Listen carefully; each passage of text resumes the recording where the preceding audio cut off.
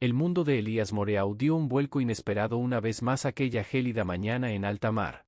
Como capitán y padre soltero de Solene, una intrépida niña de 7 años, Elías ya estaba habituado a madrugar. Su rutina a bordo del viejo bergantín que patrullaba la costa era un caos encantador: preparar el desayuno en una cocina que se mecía con las olas y lidiar con los constantes accidentes con tazones de avena derramada. Desde la pérdida de su esposa a causa de una enfermedad fulminante, hacía ya 2 años, Elías había encerrado sus sentimientos en lo más profundo de su corazón.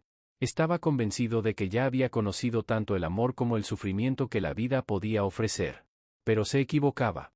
Mientras seguía su travesía habitual por la ruta comercial del norte, avistó una pequeña embarcación a la deriva, apenas sostenida por una cuerda rota, el mástil astillado y el velamen hecho jirones. En la cabina de mando, una mujer de aspecto débil y pálido mantenía las manos firmemente aferradas al timón, como si ese gesto la anclara al mundo. Detrás de ella, 2 pequeños, no mayores que Solene, permanecían en silencio, con los ojos grandes, cansados y llenos de una calma inquietante.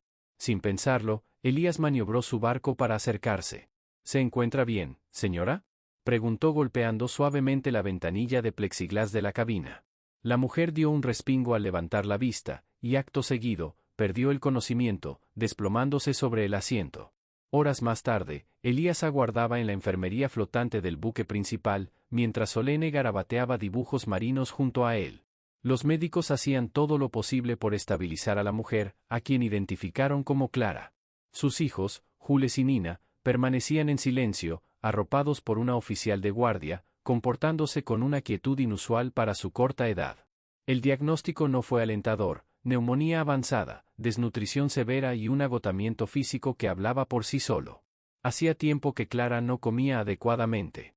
Elías se enteró de que, tras un reciente divorcio, había sido obligada a abandonar su hogar y llevaba semanas viviendo en su embarcación sin rumbo, tratando de conseguir trabajo en cada puerto sin éxito. El orgullo le impedía pedir auxilio, pero la desesperación la había dejado sin fuerzas para seguir luchando. Elías tomó una determinación.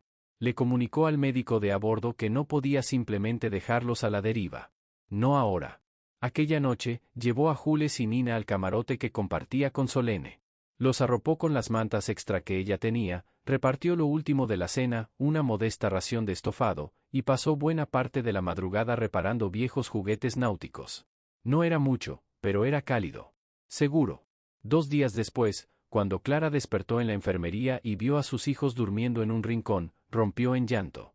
¿Por qué?, preguntó, la voz quebrada. Ni siquiera me conoces. Elías le sonrió. Parecías necesitar un respiro. Yo también estuve allí alguna vez. El tiempo fue pasando. Clara comenzó a recuperar fuerzas lentamente. Elías la acompañó a entrevistas cuando atracaban en puerto, la ayudó a obtener apoyo en las oficinas de asistencia costera e incluso enseñó a Jules a mantener el equilibrio sobre una vieja bicicleta que había en la bodega. Solene, que solía preguntar por las noches si su madre seguía navegando entre las estrellas, empezó a reír otra vez. Reía especialmente cuando Clara le narraba cuentos marinos con voces extravagantes antes de dormir. Pero Elías mantenía una distancia. Una cosa era sentirse agradecido. Otra, muy distinta, era entregarse al amor. Y entonces llegó la víspera de Navidad. Ese tipo de noche en que el viento cesa y el mar se vuelve un espejo silente. Al regresar de su turno en la torre de vigilancia del faro, Elías encontró el interior de su barco transformado. Estrellas de papel colgaban del techo, guirnaldas hechas a mano decoraban los mamparos, y un pequeño árbol estaba firmemente instalado en una esquina, erguido como si siempre hubiera pertenecido allí. Mientras los niños decoraban galletas con formas de peces y estrellas de mar, Clara tarareaba una melodía navideña, cubierta de harina en la pequeña cocina del navío. Solene corrió hacia su padre y le tomó la mano. «Papá», dijo con una sonrisa. «Clara dice que la salvaste. Pero yo creo que ella también nos salvó, ¿verdad?». El corazón de Elías se hizo trizas al escuchar esas palabras. Clara, sin decir una palabra, le entregó una caja que había envuelto con cuidado una vez que los niños se habían dormido. En su interior había una fotografía. Una imagen sencilla capturada por Solene en una de sus salidas al muelle. Mostraba a los 5 riendo juntos bajo el sol, el tipo de alegría auténtica que no notas que has perdido hasta que la ves plasmada en una imagen. En la parte trasera, Clara había escrito: «No solo me salvaste a mí, también te rescataste a ti mismo». Gracias por darnos otra oportunidad. Haz lo mismo por ti y por nosotros. Elías no dijo una sola palabra. Simplemente la atrajo hacia sí, envolviéndola con el mismo cuidado con el que envolvía cada vela al final del día. Pasaron 2 años. Elías aplaudía con emoción desde la cubierta del viejo navío anclado cerca de la costa, con Clara, ahora su esposa, a su lado. A su alrededor, su familia unida celebraba con vítores. Todo había comenzado con un simple gesto de compasión. Sin expectativas, sin esperar nada a cambio. Y, sin embargo, aquel gesto le devolvió la vida multiplicada por 10 desde aquella mañana en que los encontró a la deriva. El viejo barco, que una vez fue un refugio silencioso marcado por la rutina y la pena, se transformó con la llegada del verano. El aire marino ya no era lo único que llenaba los pasillos, ahora también lo hacían las carcajadas, los pasos apresurados de los niños y los muebles revueltos que contaban historias de nuevas memorias construidas día a día. Elías se sorprendía a menudo sonriendo, sin razón aparente, simplemente porque sí. La cocina del barco, donde antes apenas se cocinaba, siempre olía a panecillos, pasteles o alguna receta improvisada, el bálsamo que Clara usaba para sanar heridas antiguas. Aún así, no todos los días eran fáciles. Había noches en que Clara se despertaba sobresaltada, atrapada en los ecos de su pasado. Entonces, Elías la acompañaba a cubierta. Allí, sentados bajo un cielo estrellado y en silencio, él le tomaba la mano con firmeza, recordándole con un gesto simple pero profundo que ya no estaba sola. Una mañana cualquiera, mientras servía el desayuno en el comedor del barco, Jules lo llamó, papá, por primera vez. Papá, ¿puedo tomar más jugo? Elías se quedó inmóvil por un instante. A pesar del nudo que le apretaba la garganta, simplemente sirvió el jugo. No se dijeron palabras, pero en ese instante, algo invisible se cosió para siempre en su lugar. Nina y Solene, que antes eran reservadas y tímidas, se convirtieron en inseparables. Jugaban a disfrazarse con retazos de velas viejas, construían fuertes con cuerdas y barriles, e incluso fueron regañadas juntas por dibujar sobre la pared del camarote con tizas de colores. Cuando Elías les preguntó por qué lo habían hecho, Nina se encogió de hombros y contestó: queríamos dejar un mensaje. Sobre la pared, escrito con trazos temblorosos de color rosa, se leía: nos encanta este barco. Elías no se atrevió a borrarlo. Lo dejó allí. Un día, mientras regresaba desde el puerto tras recoger provisiones, Elías avistó la antigua boya rota que marcaba el punto donde había encontrado la embarcación de Clara. Se detuvo sin pensar. No quedaba rastro físico de aquel instante que lo había cambiado todo. Pero la fuerza de ese momento seguía pesando, tan real como entonces. ¿Qué habría pasado si no se hubiese detenido? ¿Si hubiese seguido de largo? Se arrodilló sobre la cubierta flotante que rodeaba la boya, apoyó una mano sobre la madera húmeda y susurró: gracias. Pasó los dedos por la superficie salada, sintiendo cómo la brisa parecía envolver ese gesto sencillo pero lleno de sentido. Poco después, en la ciudad portuaria, el centro comunitario lanzó una nueva iniciativa de apoyo para familias en situaciones complicadas. Los primeros en ofrecerse como voluntarios fueron Elías y Clara. No lo hicieron porque tuvieran tiempo libre, sino porque conocían en carne propia lo que era sentirse olvidado por el mundo. Sin decir mucho, ayudaban a saldar cuentas atrasadas, organizaban recolecciones de víveres y acudían a los albergues cercanos para brindar una mano. La noticia empezó a correr de boca en boca. Personas de todos los rincones del puerto se sumaban a colaborar.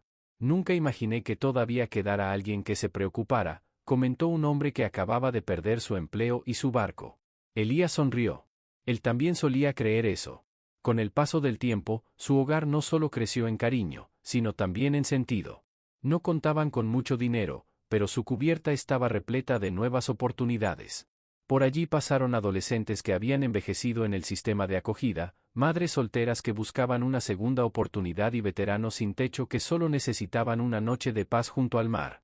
Mi papá siempre dice: no puedes arreglar el mundo entero, pero sí puedes arreglar tu rincón del muelle, comentó Solene, ahora con 10 años, durante una exposición en clase.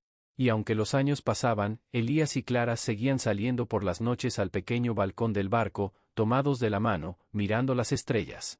El navío había acumulado golpes, rayones y rincones llenos de historias, pero también estaba lleno de belleza sencilla, la que nace al elegir, día tras día, el amor.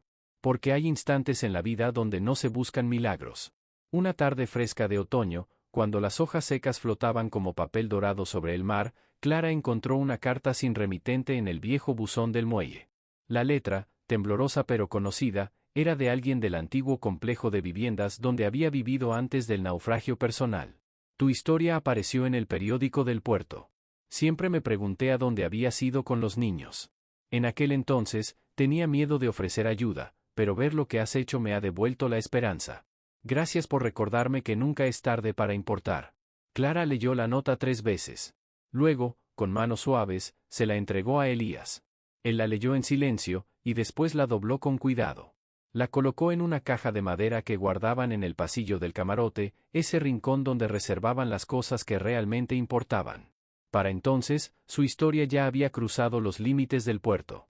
Un periodista local escribió un artículo sobre la generosidad de Elías y cómo aquel pequeño gesto había crecido más allá de cualquier expectativa.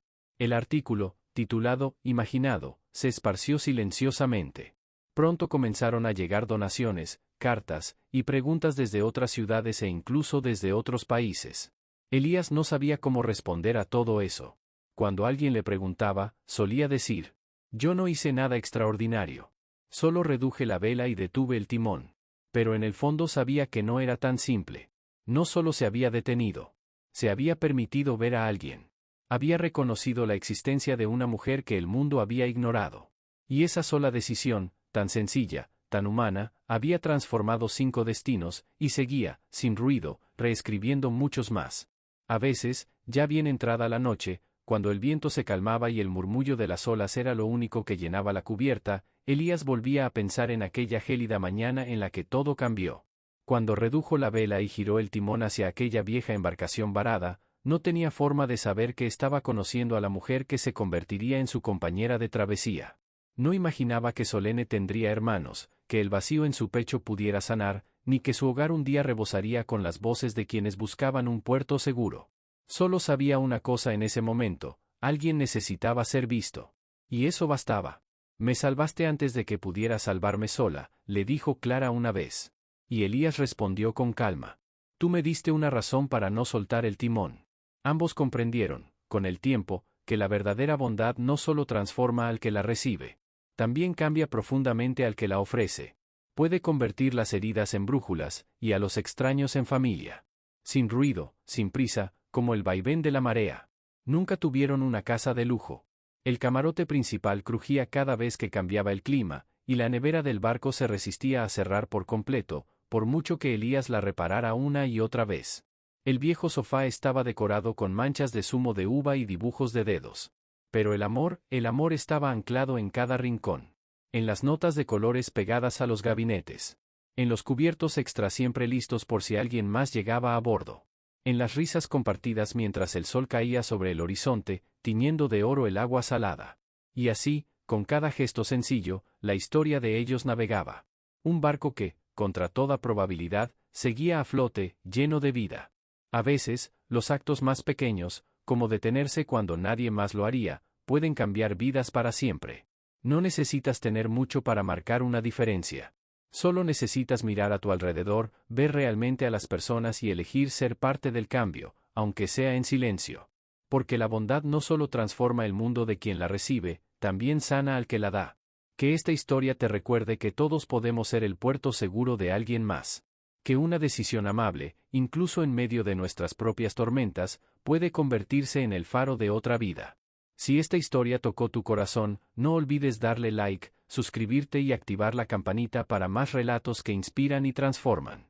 Déjame en los comentarios, ¿qué pequeña acción de bondad ha cambiado tu vida o la de alguien más?